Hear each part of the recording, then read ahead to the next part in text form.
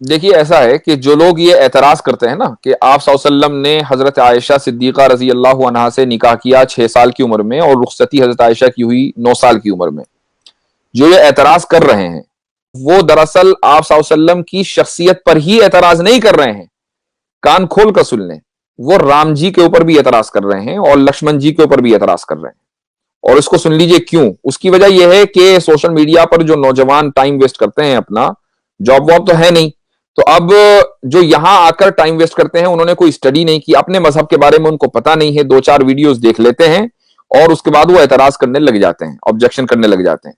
तो आप सल्लल्लाहु अलैहि वसल्लम पर तो ये एतराज बाद में होगा, ये एतराज आप पहले राम जी पर कर रहे हैं और उसके साथ साथ आप लक्ष्मण जी पर कर रहे हैं। और मैं जो यहां आपको जवाब देने वाला हूं, उस जवाब से आप न सिर्फ ये कि हम आप सल्लल्लाहु अलैहि वसल्लम का दिफा और डिफेंड करेंगे, बल्कि राम जी और लक्ष्मण जी को भी डिफेंड करेंगे। ये भी सुन लीजिए।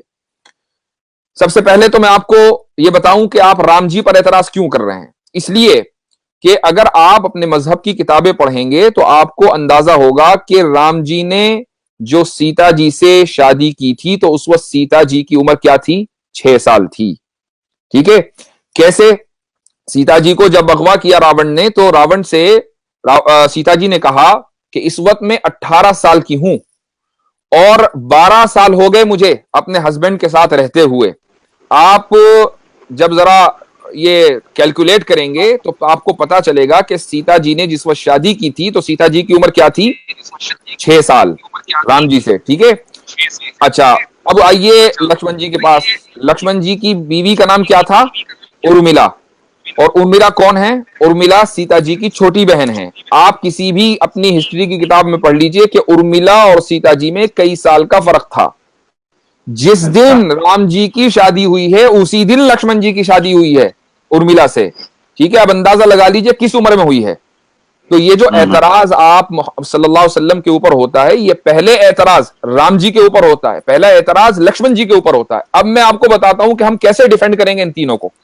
जी। मैंने एतराज नहीं किया, ये एतराज मुसलमान की तरफ से नहीं है, हम डिफेंड करने के लिए आए हैं। इसलिए कि हमारे नजदीक जितने भी मजहब की मुकद्दस शख्सियात हैं वो सब मुकद्दस हैं। एग्जैक्टली। ठीक है। हम किसी के ऊपर कीचड़ उछालना ना हमारे मजहब ने सिखाया है और ना हम ये कभी रहती दुनिया तक कर सकते हैं। देखिए, सब जो बात है वो ये कि इस्लाम में शादी की जो यानी जो रूल है वो ये है कि मर्द और औरत दोनों जिस्मानी तौर पर फिट हो, फिजिकली फिट हो, मेंटली फिट हो। ठीक है। उसके लिए कोई एज मुतय्यन नहीं है। ये फिजिकल फिट होना किसी भी एज में हो सकता है। ये डिपेंड करता है कि वो लोग किस इलाके से ताल्लुक रखते हैं और किस जमाने में रहते हैं। मसलन आज अगर आप मेडिकल साइंस को देखें तो आप किसी भी डॉक्टर से पूछिए, अगर कोई लड़की आज के दौर में 9 साल की उम्र में फिजिकली फिट हो रही है, ठीक है, तो वो डॉक्टर के लिए कोई हैरत की बात नहीं है। यानी कोई हैरत की बात नहीं है। हो सकता है फिजिकली फिट हो, मेंटली फिट हो। और अच्छा, आए दिन ऐसा होता रहता है। हाँ, अगर 9 साल से कम उम्र में वो फिजिकली फिट हो रही है, यानी और फिजिकली फिट होने का क्या मतलब है, उसको मेंस्ट्रुएशन आ रहे हैं, उसका मंथली साइकिल शुरू हो रहा है। ठीक है। तो अब वो डॉक्टर के लिए एक फिक्र की बात होगी, भाई इतनी जल्दी ये कैसे हो रहा है। एक बात।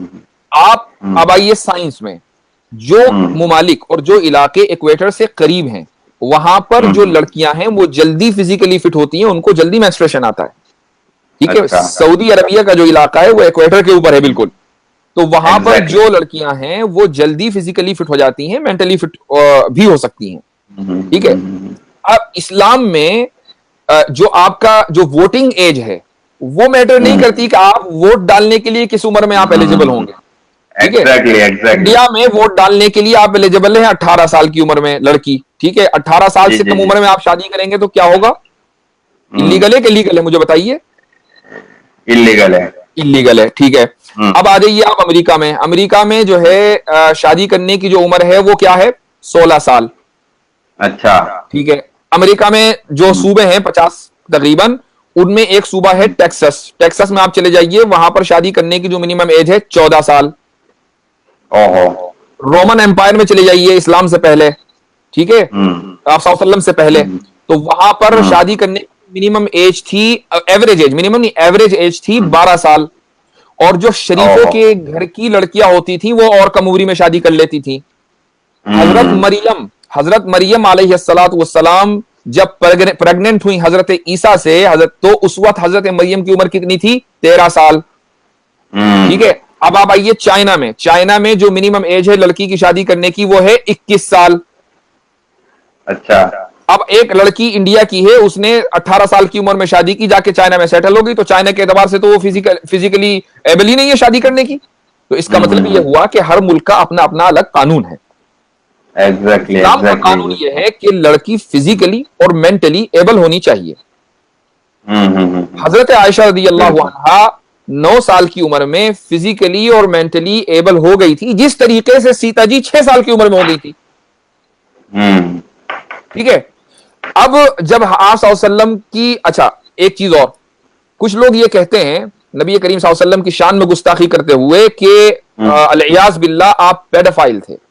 पेडोफाइल एक टर्म है, इसका मतलब ये होता है कि वो लोग जो सेक्सुअली माइनर्स से अट्रैक्ट हों। ठीक है, मैं ये पूछता हूं कि अगर खुदा ना खास्ता अलियाज़ बिल्लाह 100 मरतबा अगर इस इल्जाम में जर्रा बराबर भी कहीं हकीकत होती, तो आप सल्लल्लाहु अलैहि वसल्लम 6 साल की उम्र में हजरत आयशा से निकाह करने के बाद 3 साल इंतजार क्यों करते भाई? 3 साल इंतजार किस लिए किया? इसलिए किया ना कि फिजिकली और मेंटली जो है वो मैच्योर हो जाए, एग्जैक्टली। के बाद रुखसती हुई। अच्छा, अब यहां सवाल ये होता है कि भाई चलो 9 ही साल क्यों, 2-4 साल और इंतजार कर लेते अगर 3 साल किया था। उसकी भी एक हिकमत है। उसकी वजह यह है कि नबी करीम सल्लल्लाहु अलैहि वसल्लम के घर में एक ऐसी फैमिली मेंबर का होना जरूरी था कि जो बाहर के असरात से महफूज रहे, ताकि आप सल्लल्लाहु अलैहि वसल्लम की जो पूरी फैमिली लाइफ है वो उसको जू का तू रिकॉर्ड कर ले। अब अगर एक औरत 18 की, 20 साल की, 22 साल की उम्र की किसी घर में आएगी तो वो बाहर के असरात से महफूज नहीं, उसका अपना एक कल्चर होगा, उसका अपना एक बैकग्राउंड होगा, उसका अपना एक सोचने का अंदाज होगा। ठीक है, तो वो मुकम्मल फैमिली लाइफ को रिकॉर्ड करने के लिए अपने आप को डेडिकेट नहीं कर सकेगी। यही वजह है कि इस्लाम में आधा इल्म तो हजरत आयशा रज़ियल्लाहु अन्हा से हमने लिया है। जी, और बहुत सारी हदीसें हैं जो माँ आयशा से वाबस्ता है कि भाई। एक बार आखिरी सुन लीजिए, आप आखिरी बात सुन लीजिए। जब किसी लड़की का रेप होता है ना बचपन में, 6 साल, 8 साल, 9 साल की उम्र में, तो मुझे बताइए कि उस लड़की का जो फिजिकल और मेंटल ग्रोथ है ना वो तकरीबन रुक जाता है। वो लड़की जो है बिल्कुल डिसफंक्शनल हो जाती है, अब वो किसी काम की नहीं रहती, जो अब उसको बल्कि साइकोलॉजिकल थेरेपी की जरूरत पड़ती है अगर उसके साथ ऐसा हो जाए और वो अपनी जिंदगी बचा ले। यहां हजरत आयशा रज़ियल्लाहु अन्हा के साथ उल्टा हो रहा है। हजरत आयशा रज़ियल्लाहु अन्हा के साथ शादी होती है, 9 साल की उम्र में रुखसती होती है, तो अगर खुदा ना खास्ता ये रेप होता तो हजरत आयशा तो डिसफंक्शनल हो जाती। वो डिसफंक्शनल क्या, वो तो पूरी उम्मत का जो आधा इल्म है वो सिक्योर कर रही है, महफूज कर रही है और पूरे सहाबा को पढ़ा रही है।